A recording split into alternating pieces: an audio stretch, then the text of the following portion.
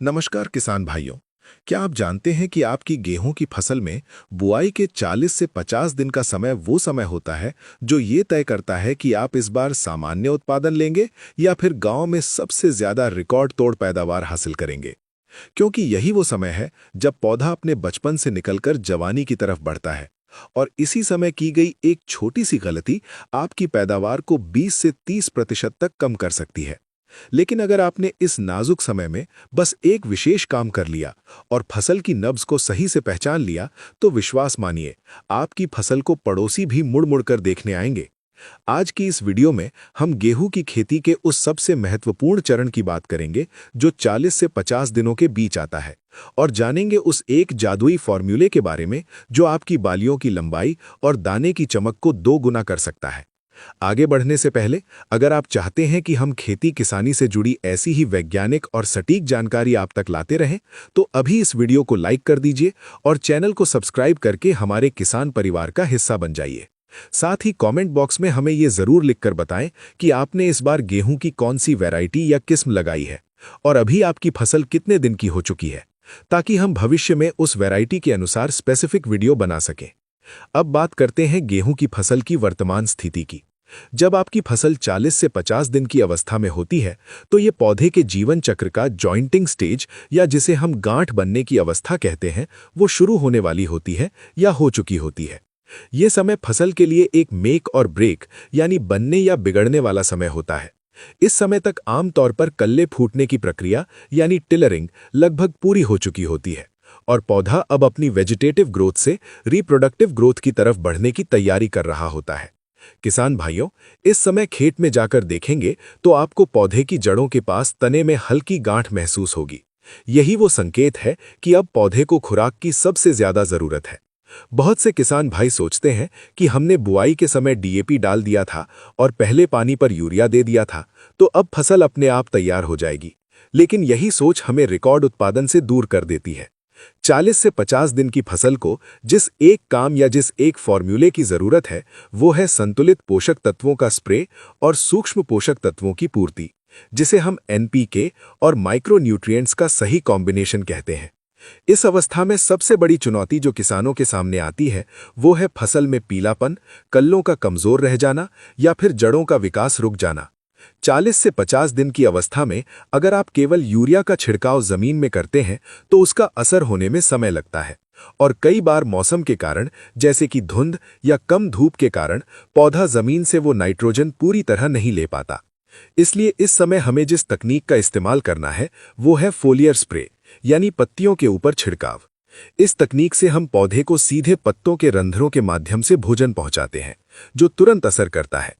अब सवाल आता है कि वो एक काम या वो जादुई घोल क्या है जिसे हमें इस समय डालना है। वो घोल है एनपीके 19-19-19 के साथ चिलेटेड जिंक और मैंगनीज का सही मिश्रण। इसे विस्तार से समझते हैं कि ये क्यों जरूरी है और इसे कैसे तैयार करना है। जब गेहूं 40 से 50 दिन का होता है, तो उसे नाइट्रोजन, फास्फोरस और पोटाश तीनों की बराबर मात्रा में आवश्यकता होती है, ताकि तना मजबूत बने, जड़ें गहराई तक जाएं और आने वाली बालियों के लिए आधार तैयार हो सके। एनपीके 19-19-19 एक पानी में घुलनशील खाद है जो इस कमी को पूरा करता है। लेकिन यहाँ एक कैच है, सिर्फ एनपीके काफी नहीं है। उत्तर भारत और देश के कई हिस्सों में, खासकर उन खेतों में जहां धान के बाद गेहूं बोया गया है, वहां इस समय मैंगनीज की भारी कमी देखी जाती है। किसान भाई अक्सर इसे नाइट्रोजन की कमी समझकर यूरिया डालते रहते हैं, लेकिन पीलापन नहीं जाता। मैंगनीज की कमी से पत्तों पर धब्बे पड़ने लगते हैं और प्रकाश संश्लेषण यानी भोजन बनाने की प्रक्रिया धीमी हो जाती है। इसीलिए 40 से 50 दिन की फसल में एनपीके 19-19-19 के साथ मैंगनीज सल्फेट का प्रयोग अनिवार्य हो जाता है। रिसर्च बताती है कि इस समय पौधे के अंदर गांठें बन रही होती हैं और तने की मजबूती ही ये तय करेगी कि भविष्य में फसल गिरेगी या खड़ी रहेगी। अगर इस समय पोटाश और जिंक की कमी रह गई, तो तना कमजोर होगा और मार्च के महीने में चलने वाली तेज हवाएं आपकी फसल को बिछा देंगी, जिससे पैदावार आधी रह जाएगी। इसीलिए आपको 1 एकड़ के लिए जो घोल तैयार करना है, उसका वैज्ञानिक माप ध्यान से सुनिए। आपको लेना है 1 किलोग्राम एनपीके 19-19-19। इसके साथ मिलाना है लगभग 100 से 150 ग्राम चिलेटेड जिंक, जो 12% वाला आता है, और यदि आपके खेत में मैंगनीज की कमी के लक्षण हैं, तो 500 ग्राम मैंगनीज सल्फेट। इन सब को 100 से 150 लीटर पानी में घोलकर प्रति एकड़ स्प्रे करना है। ये वो एक काम है जो आपकी फसल की काया पलट कर देगा। चिलेटेड जिंक का फायदा यह है कि ये दूसरे तत्वों के साथ रिएक्ट नहीं करता और पौधे को तुरंत उपलब्ध हो जाता है। अब बात करते हैं यूरिया की।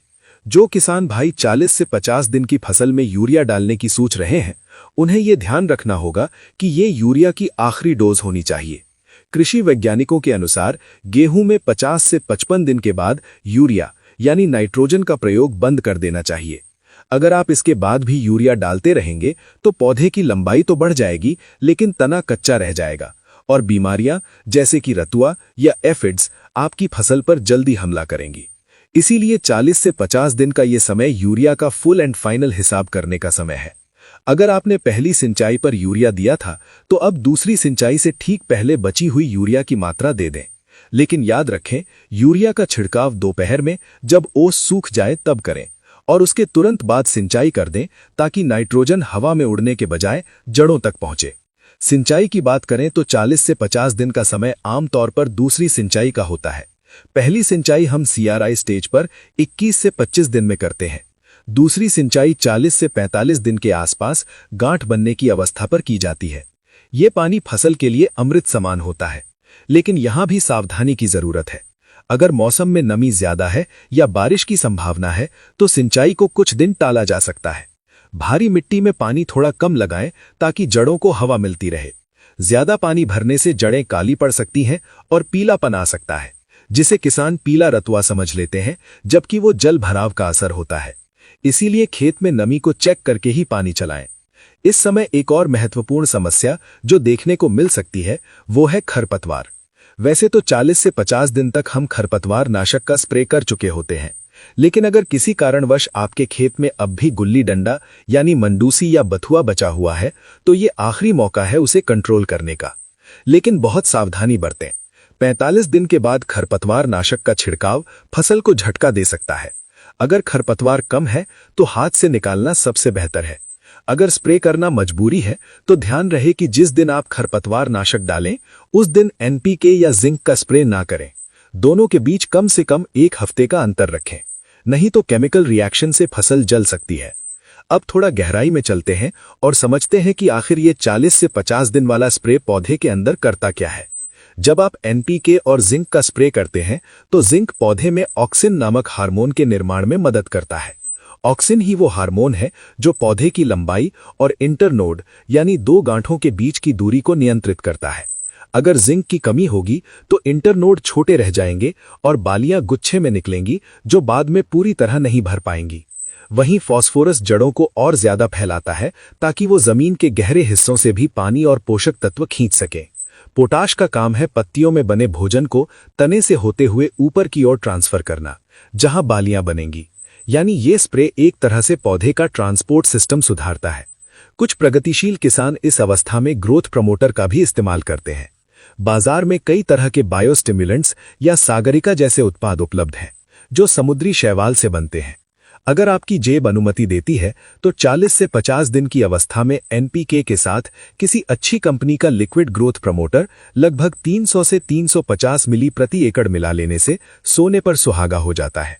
इसमें मौजूद जिब्रेलिक एसिड, साइटोकाइनिन और अन्य नेचुरल हार्मोन्स पौधे को तनाव से बचाते हैं, खासकर अगर ठंड बहुत ज्यादा पड़ रही हो या पाला पड़ने की आशंका हो। ये पौधे के मेटाबॉलिज्म को बूस्ट करता है, जिससे पौधा ज्यादा भोजन बनाता है और ज्यादा स्वस्थ रहता है। एक विशेष समस्या जो इस समय 40 से 50 दिन की फसल में देखी जा सकती है, वो है फंगस की शुरुआती दस्तक। अगर मौसम में नमी है और तापमान बढ़ रहा है, तो पीला रतुआ यानी येलो रस्ट के लक्षण दिखाई दे सकते हैं। पत्तियों पर पीले रंग के पाउडर जैसी धारियां बन सकती हैं। अगर आप खेत में घूमें और आपके कपड़ों पर पीला रंग लग जाए, तो समझ लें रतुआ आ गया है। ऐसी स्थिति में 40 से 50 दिन की अवस्था में ही प्रोपिकोनाजोल या टेबुकोनाजोल जैसी फफूंदनाशक का हल्का स्प्रे करना फायदेमंद रहता है। हालांकि अगर लक्षण नहीं है, तो जबरदस्ती फफूंदनाशक डालने की जरूरत नहीं है, क्योंकि ये पौधे की ग्रोथ को थोड़ा धीमा कर सकता है। हमारा मुख्य फोकस अभी पोषण यानी न्यूट्रिशन पर होना चाहिए। एक और बारीक बात जो आपको ध्यान रखनी है, वो है पानी की गुणवत्ता। जब आप स्प्रे के लिए घोल तैयार करें तो कोशिश करें कि ट्यूबवेल का ताज़ा और मीठा पानी इस्तेमाल करें। खारे पानी या बहुत ठंडे पानी में दवाइयां और खाद सही से नहीं घुलते और उनका रिजल्ट 100% नहीं मिलता। स्प्रे हमेशा दोपहर के बाद या सुबह ओस हटने के बाद करें। तेज धूप में स्प्रे करने से पत्तियों के जलने यानी स्कॉर्चिंग का खतरा रहता है, खासकर जब हम जिंक और मैंगनीज जैसे सॉल्ट मिला रहे हों। इसके अलावा नोजल का ध्यान रखें। कट नोजल या फ्लैट फैन नोजल का इस्तेमाल करें ताकि पत्तियों पर बारीक बूंदें गिरे, न कि मोटा पानी। जितनी बारीक बूंदें होंगी, पत्तियां उतना ही बेहतर तरीके से पोषक तत्वों को सोख पाएंगी। अंत में यह समझना जरूरी है कि 40 से 50 दिन की फसल एक बढ़ते हुए बच्चे की तरह है। उसे भूख भी ज्यादा लगती है और उसे बीमारियों का खतरा भी ज्यादा होता है।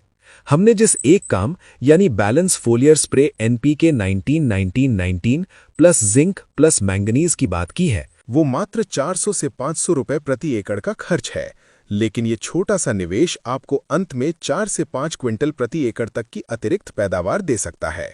सोचिए, अगर 500 रुपए लगाकर आपको 10,000 रुपए का फायदा हो रहा है तो ये सौदा कितना मुनाफे वाला है। खेती में रिकॉर्ड तोड़ पैदावार कोई चमत्कार नहीं होती, बल्कि सही समय पर सही निर्णय लेने का परिणाम होती है। 40-50 दिन का ये समय चूक गए तो बाद में आप चाहे कितनी भी महंगी दवाइयां डाल लें, वो आधार नहीं बन पाएगा जो अभी बन सकता है। तो किसान भाइयों, अपनी गेहूं की फसल का निरीक्षण करें। अगर वो 40 से 50 दिन के बीच है तो देर ना करें। मौसम साफ होते ही ये स्प्रे करें और अपनी फसल को वो ताकत दें जिसकी वो हकदार है। ये तकनीक वैज्ञानिक रूप से प्रमाणित है और लाखों प्रगतिशील किसान इसे अपनाकर अपनी तकदीर बदल चुके हैं। अब बारी आपकी है। याद रखें, खेती में इनपुट की लागत कम करना जरूरी है, लेकिन सही जगह निवेश करना उससे भी ज्यादा जरूरी है। ये स्प्रे एक खर्च नहीं बल्कि एक स्मार्ट निवेश है। उम्मीद है कि आप इस सलाह को मानेंगे और अपनी फसल में ये बदलाव जरूर करेंगे। आशा है कि आपको आज की ये जानकारी महत्वपूर्ण और ज्ञानवर्धक लगी होगी। हमने कोशिश की है कि 40-50 दिन की गेहूं की फसल से जुड़ी हर छोटी बड़ी जानकारी आप तक पहुंचाई जाए। अगर आपको ये वीडियो पसंद आया हो तो इसे अपने साथी किसान भाइयों के साथ व्हाट्सएप ग्रुप्स में शेयर करना ना भूलें, ताकि वे भी इस जानकारी का लाभ उठा सकें और देश का हर किसान समृद्ध हो सके। वीडियो को अंत तक देखने के लिए आपका बहुत बहुत धन्यवाद। हम जल्द ही मिलेंगे एक नई वीडियो और एक नई जानकारी के साथ। तब तक के लिए आप अपनी फसल का ख्याल रखें, स्वस्थ रहें और खुश रहें।